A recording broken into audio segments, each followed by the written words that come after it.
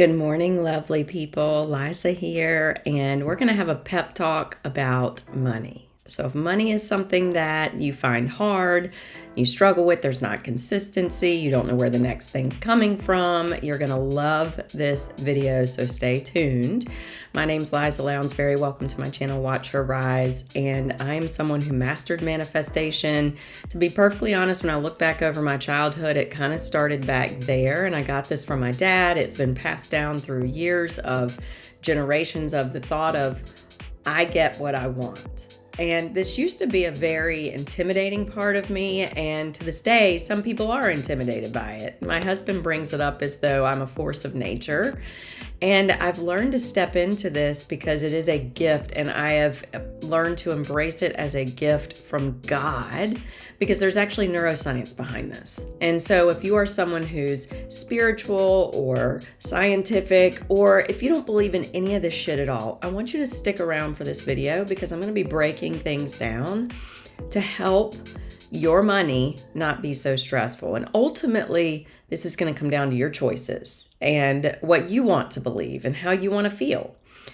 And so at some point in my life, I received the message, whether it was from dad or someone else, that you can get what you want. I am not saying that we can predict the future, although I will say there have been several circumstances in my life, whether it was my children through adoption, whether it was my husband who's the man of my dreams, that I feel like putting myself in the right place at the right time, having the right thoughts, allowed all that to align. But I just want to be very clear that manifestation is not magic, and it doesn't replace the role of God, the creator, the universe. I feel like it's when we work in parallel with those things that things start to come to fruition easier. Let's talk about money, because I got to the point where I simply decided that I was no longer going to struggle with money. It simply wasn't going to be an issue. I wasn't going to owe people money. I wasn't going to hold myself back from experiences I wanted to have. I wasn't going to not be able to adopt children. I wasn't going to be able to not travel. I was going to be able to have money to do the things that I wanted to do, help the people I wanted to help, make a contribution to the world, and be radically responsible for my life. I made that decision. But this is after having decided to live in different energy around money. The thought of, no matter how hard I work, I just can't get ahead. No matter how much I want to do, I just can't because I owe so much to student loans.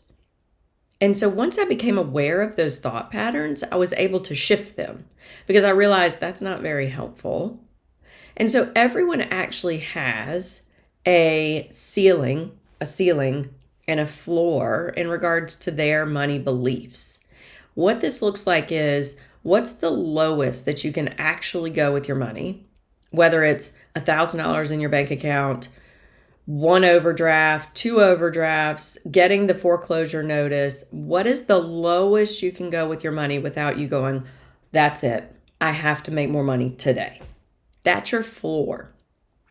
And then everyone has a ceiling.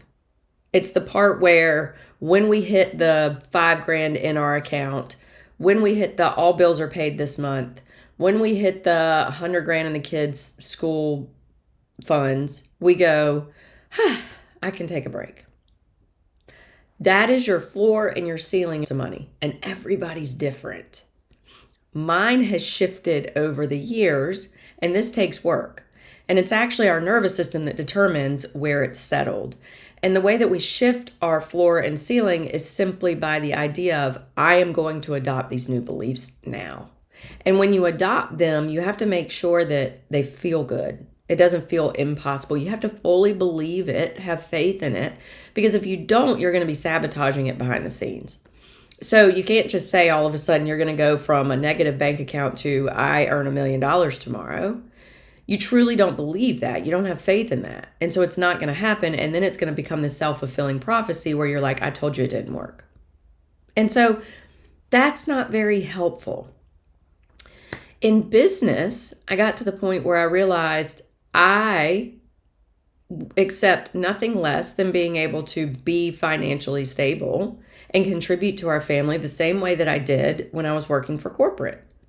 I just accepted that. That is the way it's going to be.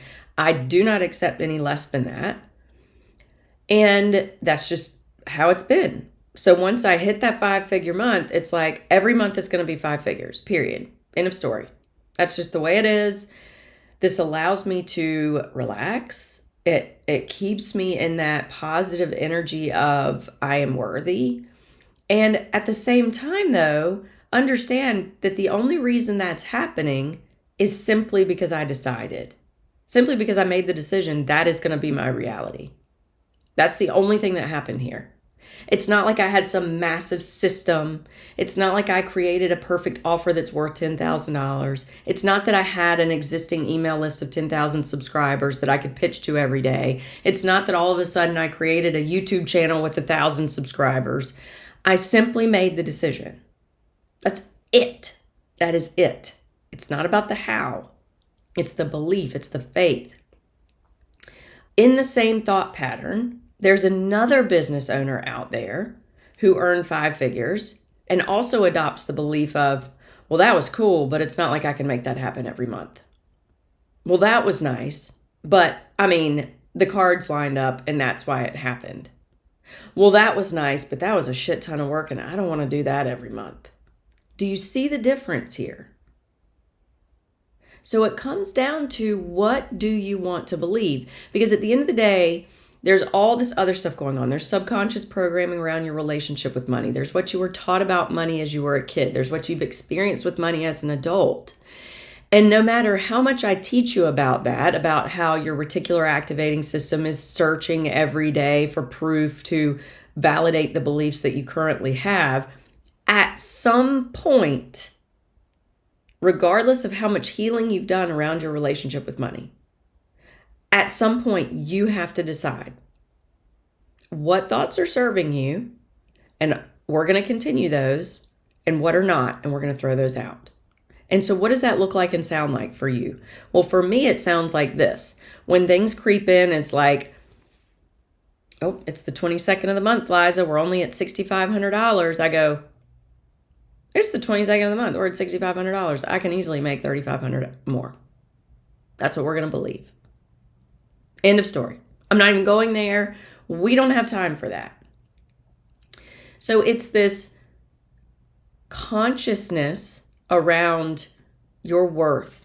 It's this consciousness around what you deserve. It's this consciousness around the expectation that money is, always will be, it's energy. Energy is, always will be. It can't be created nor destroyed. It can only be transformed. And so my belief is that the money that is going to be transformed by the end of the month in my pocket. And when that belief is part of my faith, then the ideas come to fruition as to what I could do to make that happen.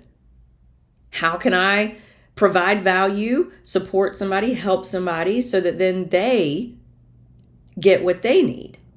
It's this energetic exchange, knowing that, oh, and this is another one that I did as a business owner, because I was shifting from the corporate world of expecting my paychecks were just going to come in, regardless if I showed up and gave half-ass or I showed up and gave all of it, everything I've ever got, I still got the same amount of money. As a business owner, what I did was I chose to believe that it was irresponsible of me to not provide value every day. That the world, that the gifts that God gave me, this perspective, this desire, this ability to generate outcomes, this putting my foot down and saying, if this is what I want, this is what's going to happen. And it's because I know that I'm worthy of it, I'm capable of it, and God gave me everything that I need to make that happen. That gift of certainty. If I don't share that with the world, I'm being irresponsible. That's just a belief that I developed. It's a faith that I have.